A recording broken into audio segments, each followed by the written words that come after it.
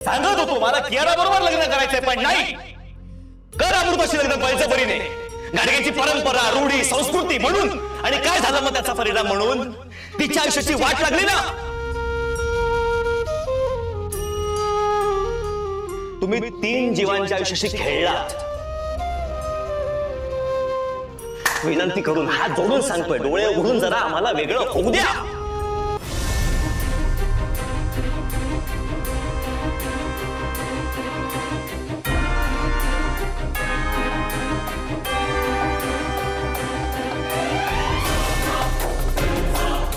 अक्षय, अक्षय,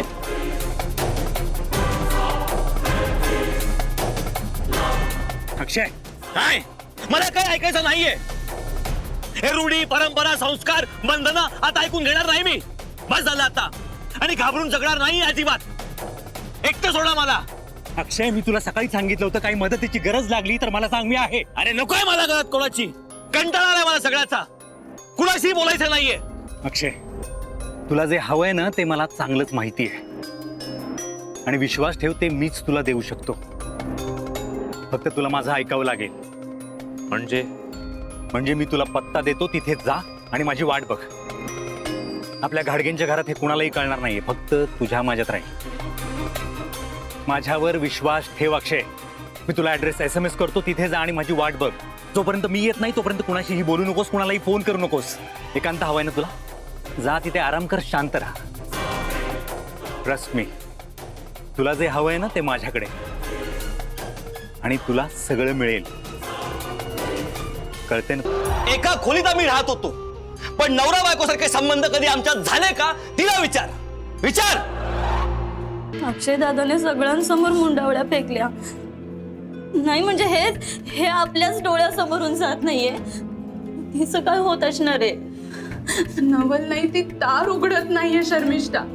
तिला सगळ्यांसमोर याला लाज वाटत असेल. अगं वहिनी, पण दादा पण रागाने निघून गेलाय.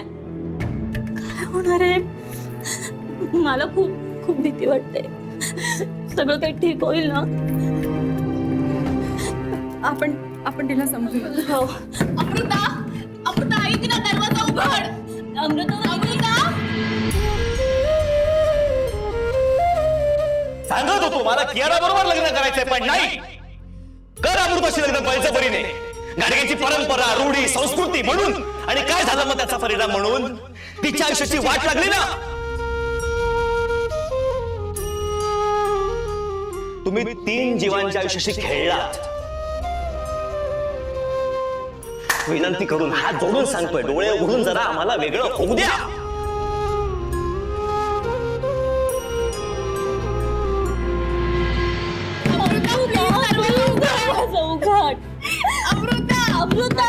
काय झालं? काही बोलते का ती आतून? नाही बाई. अगं पण तिला सांगितलं का की तुम्ही दोघीच येतात, आम्ही कोणी नाही आहोत? हो माई, सांगितलं तिला, पण काहीच बोलत नाहीये ती. फोन ला अमृताचा नंबर काढ. आधी डोळे पुस. चल फोन ला. हा,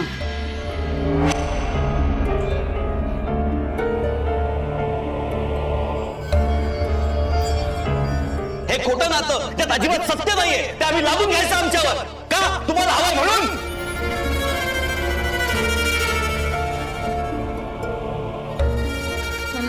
हा.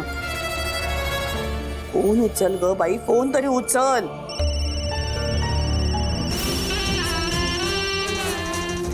अमृता, काय करायचं त्या पुरीला? घे तू, करत राहा फोन. परत करत राहा फोन तिला. माई ठीक असेल ना? नको काळजी करूस ग, सगळं काही ठीक होईल. अमृता, फोन करत राहा.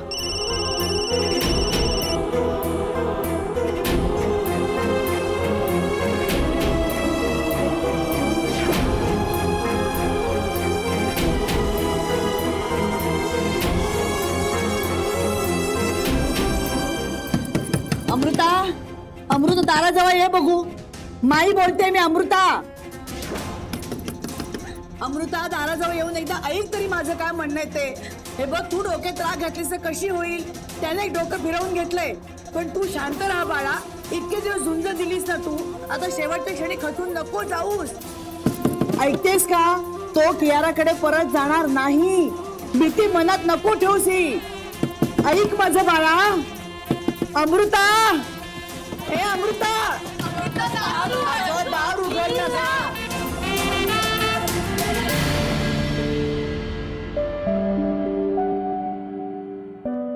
आज तुम्हाला चालता येते. आज खरंच किती चांगला दिवस आहे नाही का? काय झालं? आज आमचे छोटे मालक येणार आहेत.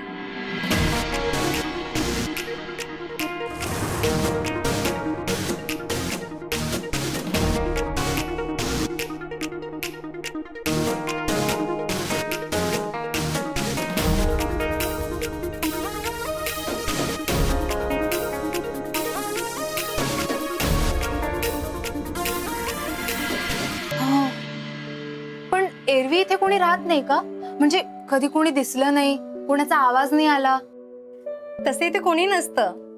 अधूनमधून मालक येत जात असतात. कधी कधी त्यांचे मित्र येतात, पाहुणे येतात. आमचे मालक तसे फार दयाळू आहेत.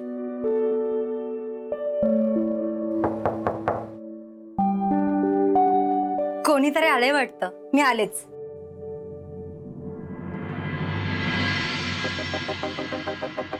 छोटे मालक तुम्ही या ना. हे आमचे छोटे मालक.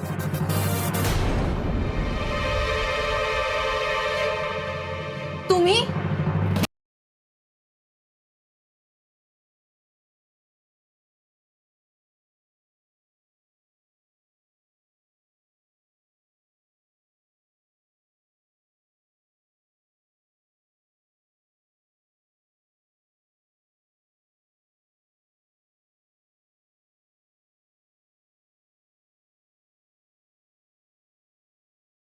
तुम्ही आहात छोटे मालक? हो, मीच आहे छोटे मालक.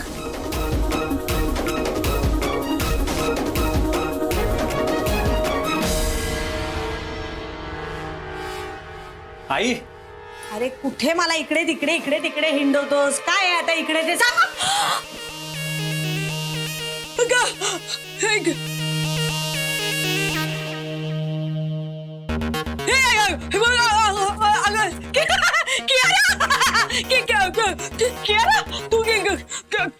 वसुधा आंटी, तुम्ही क्यू बेबी, क्यू बेबी, क्यू बेबी. ओ माझी क्यू बेबी. ओ गो क्यू बेबी. क्यू बेबी. ओ गो का गो कुठे होती तू? आ क्यू बेबी कुठे होतीस तू? क्यू क्यू माझी परी गती. हा अगं केवढं शोधलं तुला माहितीये शपथ. अगं पण कुठेच पत्ता नाही तुझा. आणि अरे परमेश्वरा, अगं काय ग हे? किती वाढली ग आणि माझी बारीक झालं माझं पोर. खरोखर ग आंटी, मी इथे कशी? हा बंगला आणि हे छोटे मालक, हे काय चालू आहे आंटी? मग मला खरंच काही कळत नाही. ओ अगं अगं कियारा, कियारा बस बस बस ग बाळा बस. अगं जा सरबत घेऊन ये, ते चक्कर येते. हो हो, आता सांगते लिंबू सरबत. जा जा जा जा. कियारा, कियारा कुठे गेली होतीस तू? अगं मला तुला भेटून एवढा आनंद झालाय ना, म्हणजे असं गगनात आनंद मावत नाही ना. एवढा एवढा आनंद झालाय. कुठे गेली होतीस? कुठे तू? आई, ए आई, अगं तिला आराम करू दे. तू चल जरा, माझं तुझ्याकडे 2 मिनिटं काम. चल आपण येऊ. नको अगं, प्लीज नका जाऊ ना. मला खूप भीती वाटते. माझ्या बरोबर थांबा तुम्ही प्लीज. एक यारा, अगं आंटी कुठेही जात नाहीये. आमचं एक काम आहे छोटस 2 मिनिटाचं, महत्वाचं. ते करतो आणि येतो लगेच. हे बघ तो म्हणतोय ना ते अगदी बरोबर आहे. तू काळजीच करू नकोस. ही वसुधा आंटी आहे की नाही तुझ्या बरोबर? हा, ती तुला पुन्हा हरवू देणार नाही. काळजीच करायची नाही. हा अगं सरबत आण का? आता ती सरबत येईल ना, आले आले. ते प्यायचं, आराम करायचा. हा, आणि कुठेही जायचं नाही. लक्ष ठेवा याच्यावर. दे सरबत दे. आलेच. काय म्हणत होतास रे? अगं ते तुला मी ते नाही का म्हटलं काय की ते?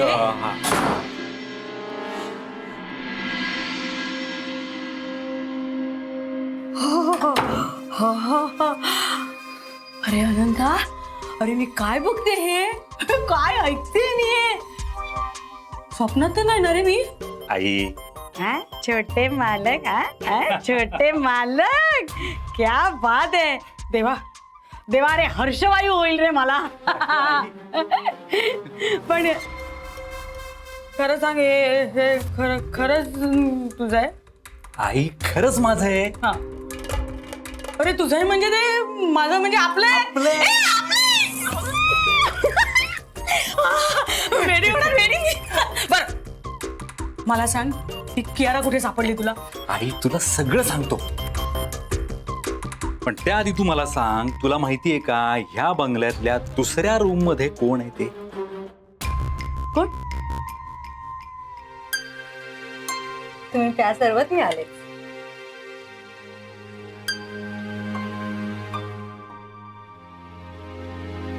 या वसुधा आंटी कुठे गेल्या?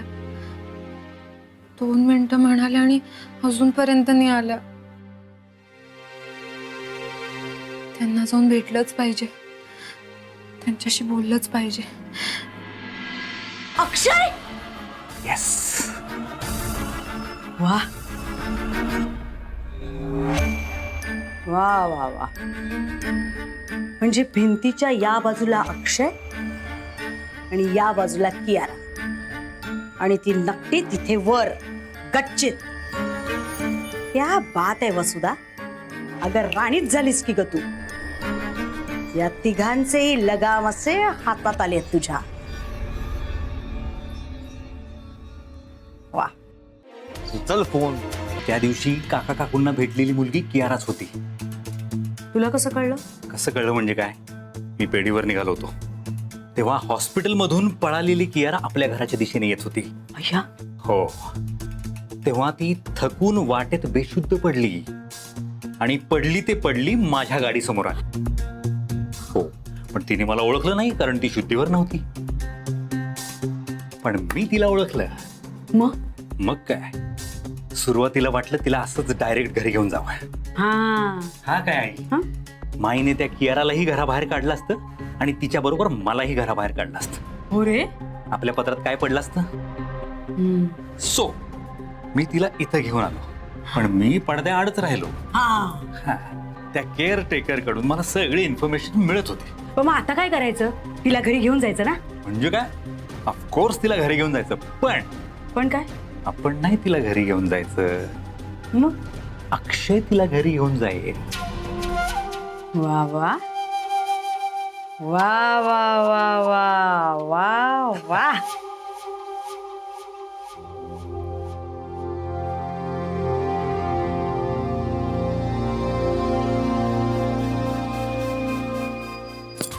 गधड्या, मला न सांगता एवढी प्रॉपर्टी कधी केलीस रे तू? जेव्हा तुझ्या जीवाची तडफड होत होती आणि पावला पावलाला तुझा अपमान होत होता ना, तेव्हा. आई, पण हे सगळं सांगण्याची हीच अचूक वेळ होती असं नाही वाटत तुला? अगदी अचूक. आता बघ, त्या माईचा लाडका अक्षय त्या कियाराला घरी घेऊन जाईल आणि घाडगेंच्या घरात तमाशा होईल. माई आणि अण्णांनी तुझा आणि बाबांचा केला होता ना, त्यापेक्षाही मोठा तमाशा. पण आई, तू ताबडतोब घरी जा, नाहीतर माई तुला शोधायला लागेल. छे छे, माईंचं लक्ष आज माझ्याकडे नसणार. त्यांचं सगळं लक्ष त्या नकटीकडे असणार, कारण तिने कोंडून घेतलंय ना गच्चीत स्वतःला. असू दे. सो तू ताबडतोब घरी जा, पण इथून जाताना मागच्या दाराने जायचंय तुला. अक्षयने तुला बघता कामा नये. हो बरोबर आहे, जाते मी. आणि तसंही आता अक्षय आणणार आहे ना कियाराला घरी, त्यांच्या खास औक्षणाची तयारी करते बाबा घरी जाऊन. आपण त्याआधी त्याआधी एक महत्वाचा फोन करायचा. फोन? हा, माझा आनंद द्विगुणित करण्यासाठी. कुणाला करतेस? सिक्रेट आहे. मज्जा. बघच आता बेल वाजते. बरं का मनोहर पंत, तुम्हाला एक महत्वाची बातमी सांगायची आहे. तुमची ती लाडकी नकटी पुतणी आहे ना, तिने स्वतःला गच्चीत कोंडून घेतलंय. अहो काय त्याच्या मागे खूप मोठी स्टोरी आहे. सांगू त्याचं काय झालं? ऐक माझं बाळा, अमृता.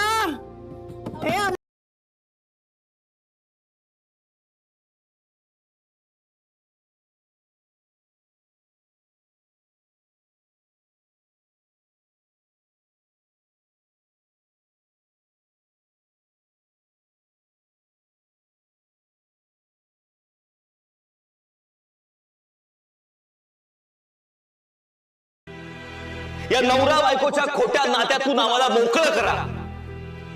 आमची मैत्री तशीच राहू द्या प्लीज. हक्की,